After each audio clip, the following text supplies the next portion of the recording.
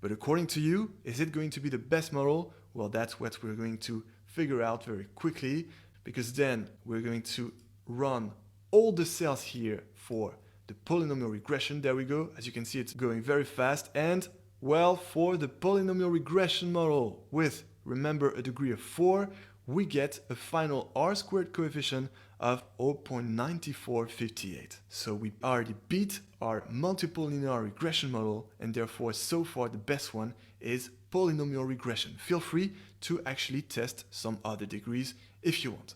But now we're going to move on to support vector regression and see if it's going to beat the polynomial regression. I actually really like this model, and usually I get the best results with this, but let's see. Let's run all the cells, and in Flashlight we'll get the final performance. No, not yet actually. And by very short, it beats indeed the polynomial regression model, 0.9480, and here we had actually 0.9458. So far, the best model is the support vector regression. Can you see how we're going super fast here, right? We only had to change the name of the dataset here, and all the rest is automatic. And that's the beauty of code templates.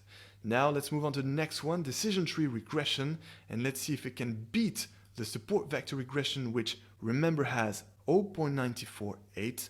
So let's see, let's run, all the cells, and the final result is 0.922. Okay, so that's actually the worst.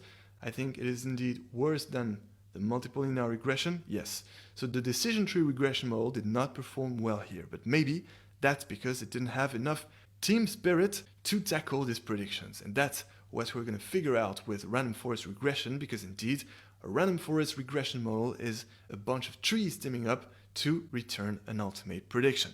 So now the ultimate question is, do you think that the final winner of this competition is going to be the support vector regression model or the random forest regression model? Take your bet and let's see if you're right. So there we go. We're about to find out in a second, because we're going to click run all now, and we're going to get the final result with a final R-squared coefficient of actually 0.96, which therefore makes the random forest regression the big winner of this data competition.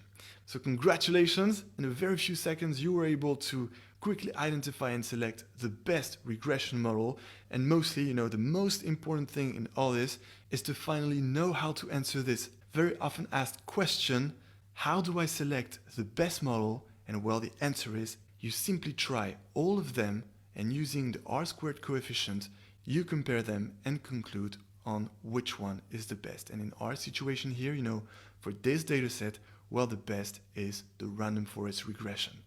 All right, so congratulations. Now you know a lot. You have an expertise in regression models. You not only know how to build them, but also you have all these code templates which you can use very efficiently to select the best machine learning model for your regression problem, and that for any data set.